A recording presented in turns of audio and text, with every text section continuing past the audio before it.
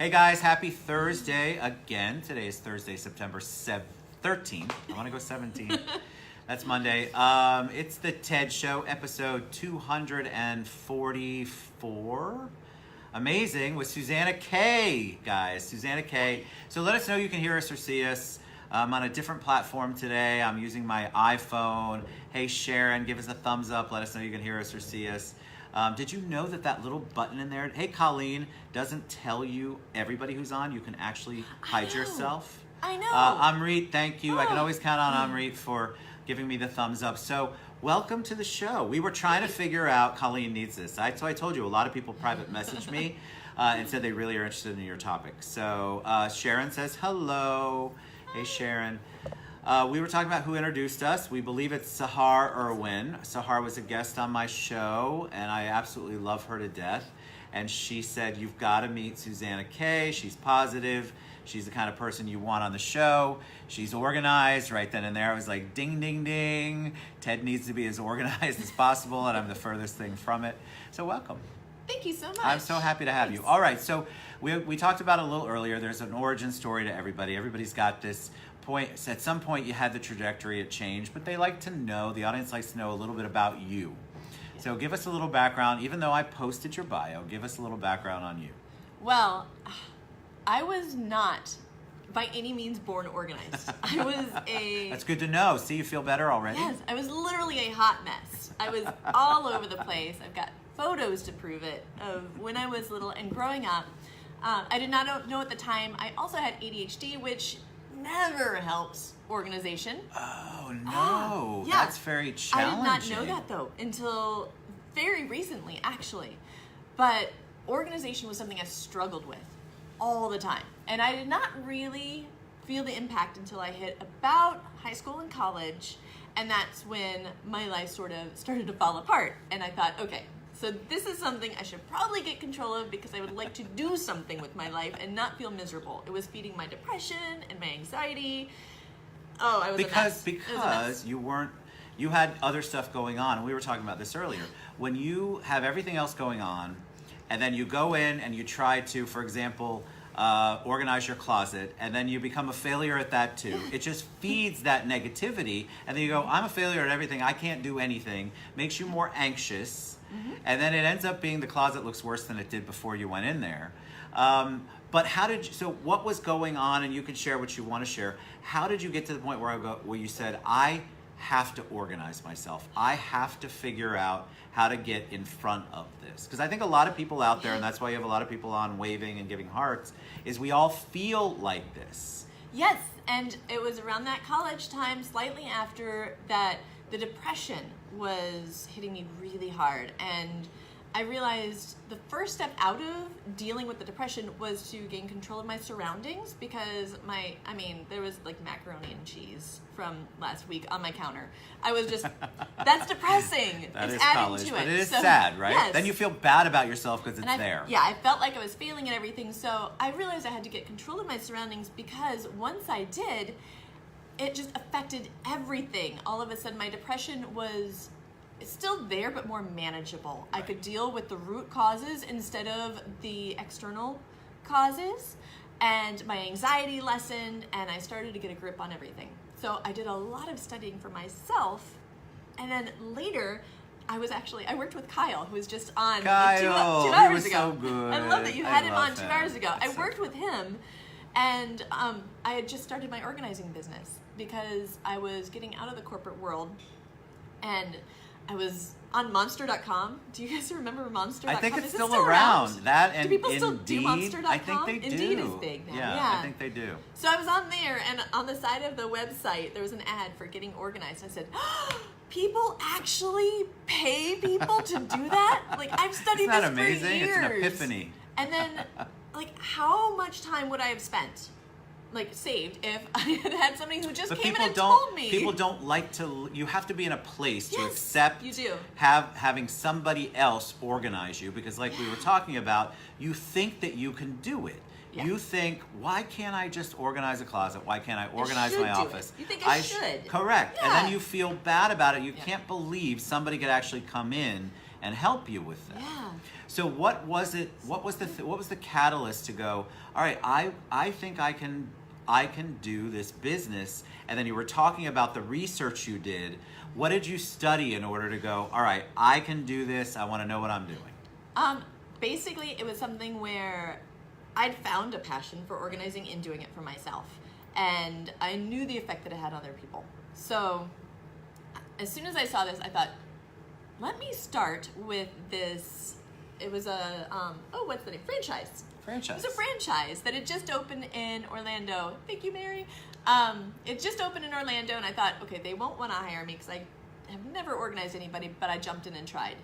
Found that it made sense to me. It came naturally. I learned the ropes of the administrative side from them and some of the little extras, but I already knew most of this from all the stuff that A, worked for me, and B, didn't work for me, but worked for different personalities. Right. And I love the psychology of it.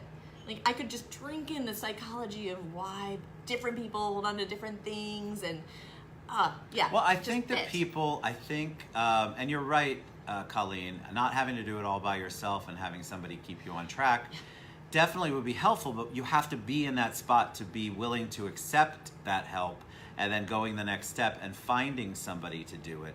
And the problem was I squirrel off when I have to do stuff like organizing, right? I hate it. I get it. So Colleen, you're right. I think a lot of people, they believe they need to do it.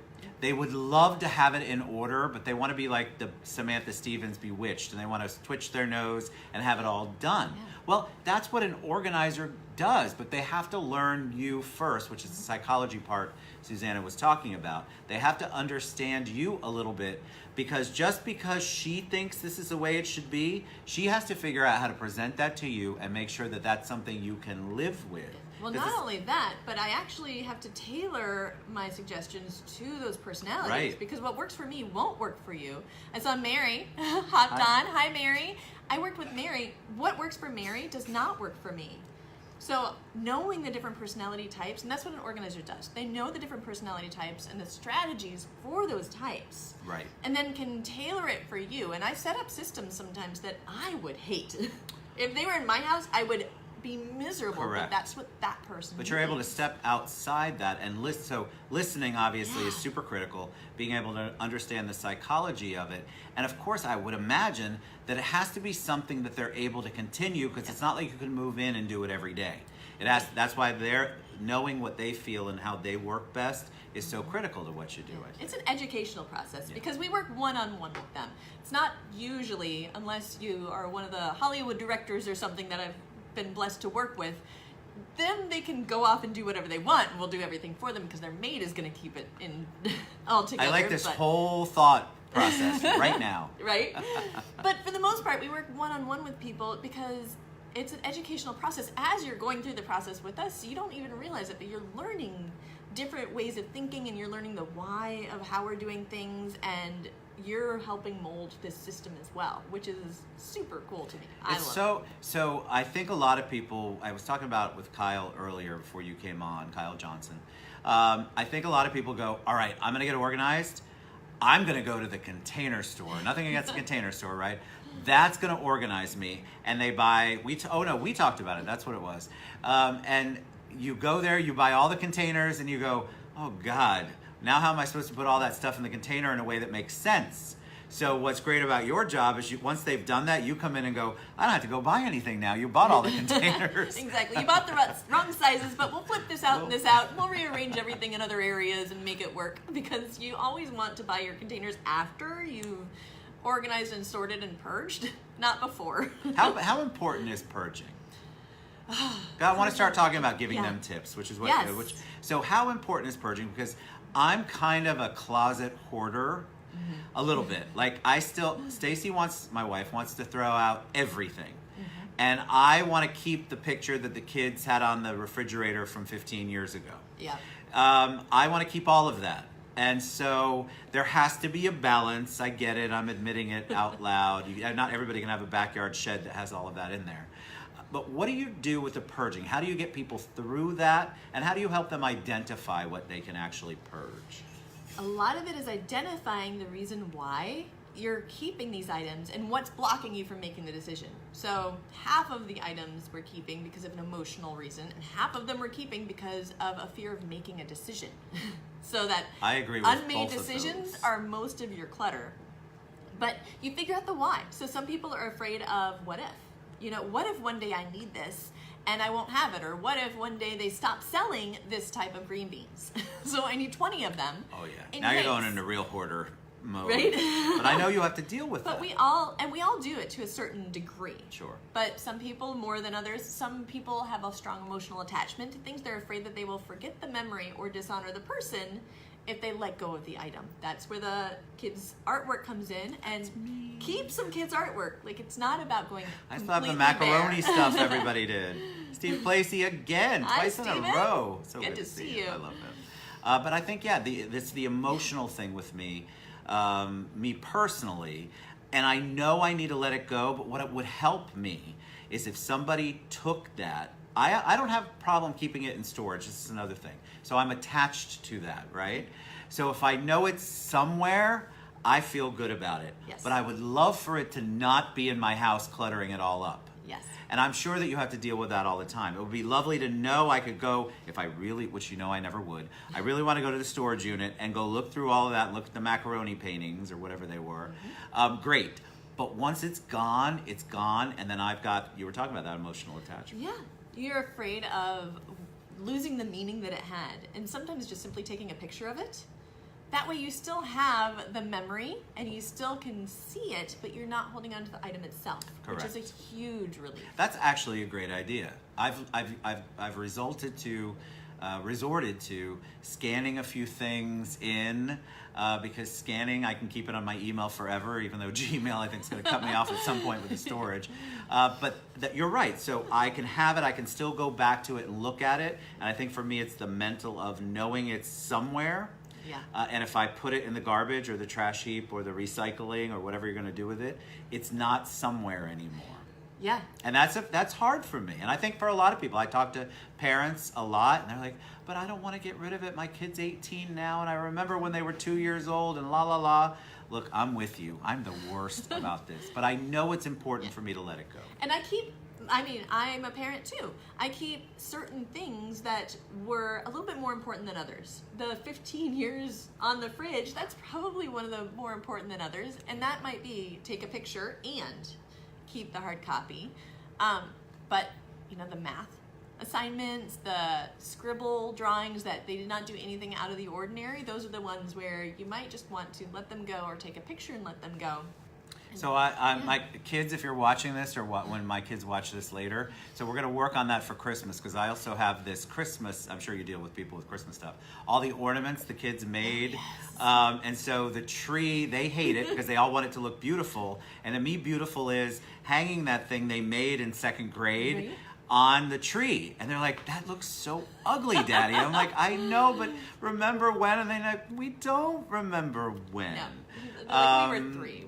But there's a whole box of that, and they make me put it up because they have no desire to do it. Yeah. But I think letting go, I need to do that, and I think that's why you're seeing a lot of people on here watching, because I think a lot of us want someone to hold our hand through the process. So what are some of the when you go in, when you assess somebody, which is what I imagine your word is, it's my word, I need to be assessed.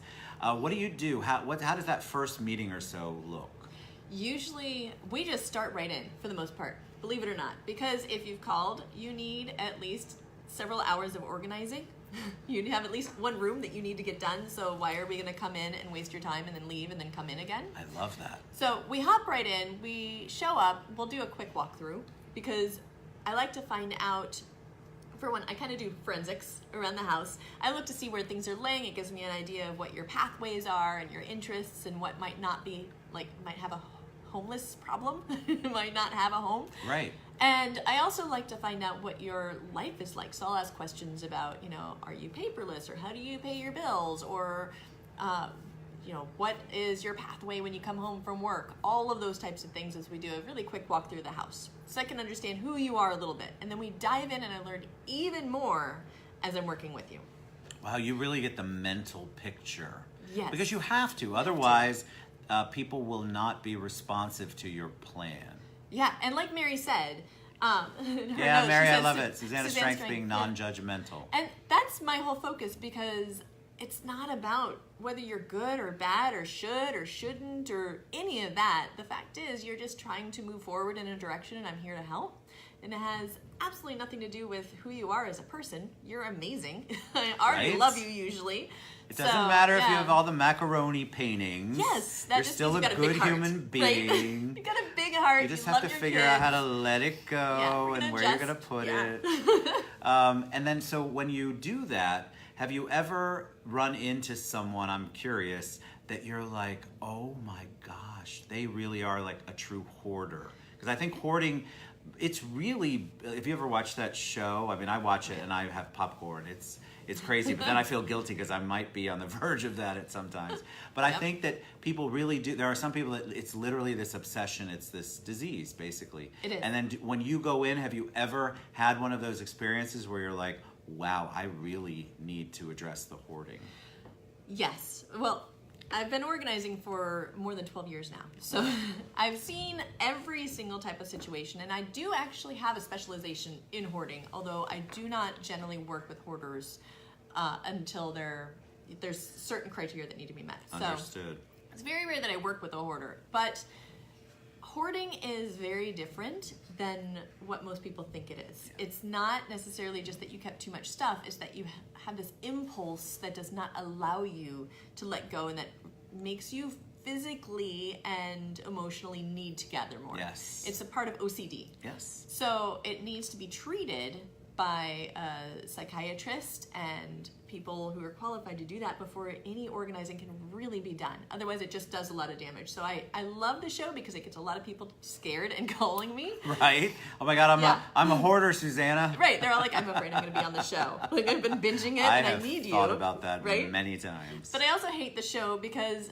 they don't show how it's really done in a healthy way. Yeah. So It's very, because you see that there's such an emotional thing, and it doesn't matter if you're a diagnosable hoarder. Like for me, when I know that the stuff that I know I need to get rid of, that doesn't mean that I'm going to not get choked up and go, oh my God, all right, this is the last time I'm going to see this in this form.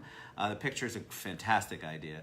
What about businesses? Because you also do businesses, which must be similar psychology, but a totally different environment. right, with businesses, I usually do very small businesses and a lot of entrepreneurs, very, very tight-knit groups, because not only do we address organization, but then productivity comes into it. I deal a lot with productivity as well. Talk about that. Yeah. Productivity. Think about that. So Productivity. you didn't think when we were going to talk about organization that we were going to talk about productivity, but they are so closely tied together. They are. It's all the same concepts, really. It's just building the new habits, adjusting, maybe thinking outside the box. Maybe whatever you should be doing and the way that everybody else is doing it, maybe that doesn't work for you, and it's finding what works for you. And it's the same whether it's organizing or productivity. It's just finding what actually works for you, and it might be a little different, especially if you're somebody like me with the ADHD. Then you have to think way outside of the box and do things in a whole new way. What are some of the basic things, either business or personal, or you can do both? What are some basic things that people can do? Obviously, calling Suzanna would be your number That's one number goal. But let's say you're working on that, and like some tips where people could maybe feel like they're getting a little bit of control back, because like we talked about the psychology of that, if you can feel a little bit accomplished, then you're ready for the next step. I think people take on too much. They try to do a whole closet or a whole room that probably is 30 years in the making of how it's disorganized. Yeah. And then of course you're going to feel defeated. So what can people do to take the baby steps so you go, all right, I can move to the next level? And the first thing is, don't do a huge project Do to it. start off with, because that's what I used to do all the time. And then I'd have half-finished projects. I had, half of a clean closet and then stuff spilling out everywhere that would live there for On a months. daily basis right now. Yeah, right? So first off, start small. Do small areas if you don't have a ton of time. I always say start with papers. You don't have to start with actually filing and organizing the papers. Just get them up off the surfaces, gather them all into one area to sort. So that way you aren't seeing, the papers bring us down the most out of I everything. agree.